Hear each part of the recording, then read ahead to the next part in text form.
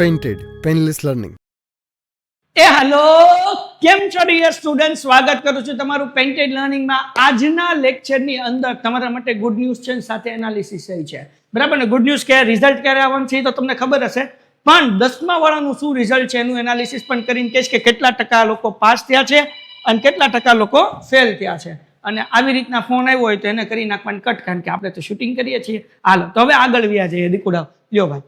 તો ગુજરાત માધ્યમિક અને ઉચ્ચતર માધ્યમિક શિક્ષણ બોર્ડ ગાંધીનગરની અખબારી યાદી જણાવે છે કે જૂન 2026માં યોજાયેલ માધ્યમિક શાળા પ્રમાણપત્ર પરીક્ષા ધોરણ 10 અને સંસ્કૃત પ્રથમ અને ઉચ્ચતર માધ્યમિક પ્રમાણપત્ર પરીક્ષા ધોરણ 12 વિજ્ઞાન પ્રવાહ, સામાન્ય પ્રવાહ અને વ્યવસાય લક્ષી પ્રવાહ, ઉત્તર બુનિયાદી પ્રવાહ, સંસ્કૃત માધ્યમિક પૂરક પરીક્ષા પરિણામ ગુજરાત માધ્યમિક અને ઉચ્ચતર માધ્યમિક શિક્ષણ બોર્ડની વેબસાઇટ www.gsv.org ઉપર તારીખ 3/7/2016 રોજ સવારે 11 કલાકે જાહેર કરવામાં આવશે.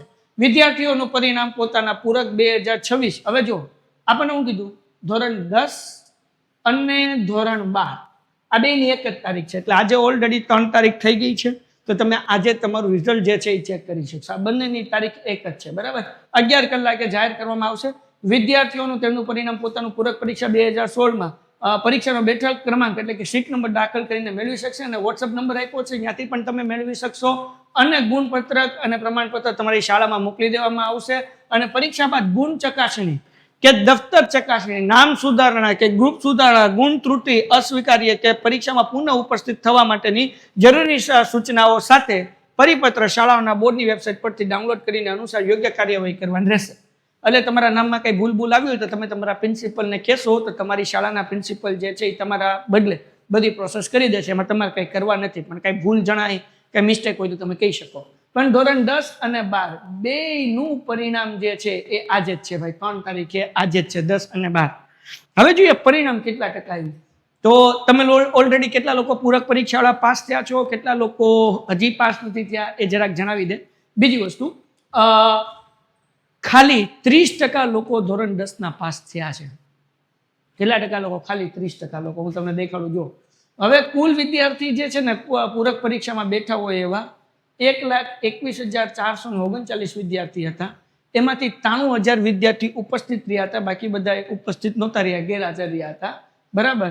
હવે માધ્યમિક શાળા પ્રમાણપત્ર મેળવવાનો પાત્ર ઉમેદવાર, ઓકે, એટલે એમાંથી પાસ કેટલા થયા? 3,845, એટલે 33.5% રિઝલ્ટ આવ્યું. એટલે કે હર 3 છોકરાએ એક્ઝામ આપી હોય એમાંથી 1 પાસ થયો છે, 2 પાછા ફેલ થયા છે. બરાબર ને? આગળ વ્યા જઈએ.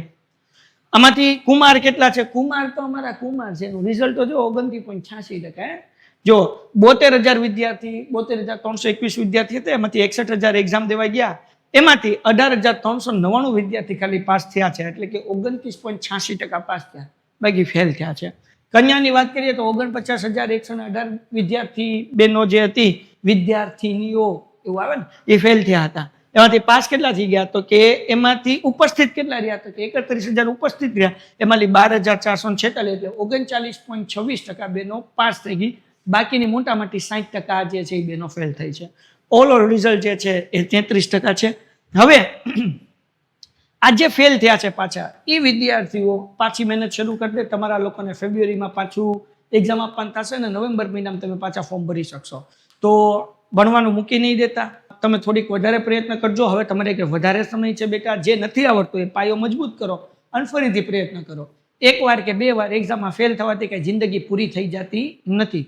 ઘણા બધા લોકો એવા સક્સેસફુલ છે કે 2 વખત ફેલ થયા હોય અને IAS ને IPS બની ગયા હોય, કલેક્ટર બની ગયા હોય, મોટી મોટી ગવર્મેન્ટ એક્ઝામ ક્લિયર કરી નાખી હોય. તમે ફેલ થયાનો મતલબ એવો નથી થયો કે તમે લોકો થોથડા છો, નબળા છો, જિંદગીમાં કાંઈ નહીં કરી. પણ ના, તમારા લોકોની મહેનત ઓછી હતી, તમારા લોકોનો બેઝ વીક હતો, એના ઉપર તમે ધ્યાન આપશો એટલે પ્રોબ્લેમ સોલ્વ થઈ જશે. બીજું કે 12મા ધોરણની 1 મિનિટમાં વિડીયો પૂરો થાય છે. 12મા ધોરણનું કેટલા પર્સન્ટેજ રિઝલ્ટ હતું એ જરાક જોઈએ. 12th સ્ટાન્ડર્ડનું. જો 12th સ્ટાન્ડર્ડની અંદર આપણે વાત કરીએ શું છે, SSC જૂન પૂરક પરીક્ષા 2000 સામાન્ય પ્રવાહ પરિણામ, ઓકે, તો આ સામાન્ય પ્રવાહનું જ છે ભાઈ. આજે છે વિજ્ઞાન પ્રવાહનું નથી, સામાન્ય પ્રવાહનું છે. તો સામાન્ય પ્રવાહમાં ટોટલ 40,000 જેટલા વિદ્યાર્થી હતા, 33,000 જેવા બેઠા હતા, 20,000 એમાંથી પાસ થઈ ગયા, ટોટલ 60% રિઝલ્ટ આવ્યું. બહુ સારું કહેવાય. એટલે કે 10 વિદ્યાર્થીમાંથી 6 પાસ થઈ ગયા, 4 ફેલ થયા, એટલે સારું છે. ઇન શોર્ટ કહેવાનો મતલબ શું છે દીકરાઓ, કે ફેલ થયા છો તો કંઈ અટકવાની જરૂર નથી, કંઈ ચિંતા કરવાની જરૂર નથી. ફરીથી પ્રયત્ન કરશો, આવતા વર્ષે તમે નીકળી જશો. પણ નીકળશો તો જો તમે પ્રયત્ન કર્યા, પ્રયત્ન નહીં કર્યા તો નીકળશો નહીં. તો આ વિડીયો અહીંયા સુધી. અગર તમે પાસ થઈ ગયા છો તો નીચે લખી નાખો કે આઈ એમ પાસ, મજા આવી ગઈ. અને અગર તમે લોકો પાસ નથી થઈ શક્યા દેન ઇટ્સ ઓકે, તમે નેક્સ્ટ હજી આપી શકશો. પરીક્ષા અને રિક્ષા હર 6 મહિને આવે ને જાય, અને રિક્ષા તો 5-5 મિનિટે આવે ને જાય. એ રીતના પરીક્ષા પાછી આવે ને જાય. મૂંઝાવાનું નહીં, આગળ પ્રયત્ન કરવાનું, ભણવાનું મૂકવાનું નહીં, વધારે મહેનત કરવાની, વધારે નથી આવડતું શીખવાનું, એટલે પાસ થઈ જશો. ડન છે. તો મળીએ છીએ બીજા લાઈવ લેક્ચરમાં. ત્યાં સુધી ગુડ બાય એન્ડ ધન્યવાદ. ટાટા. Painted Painless Learning.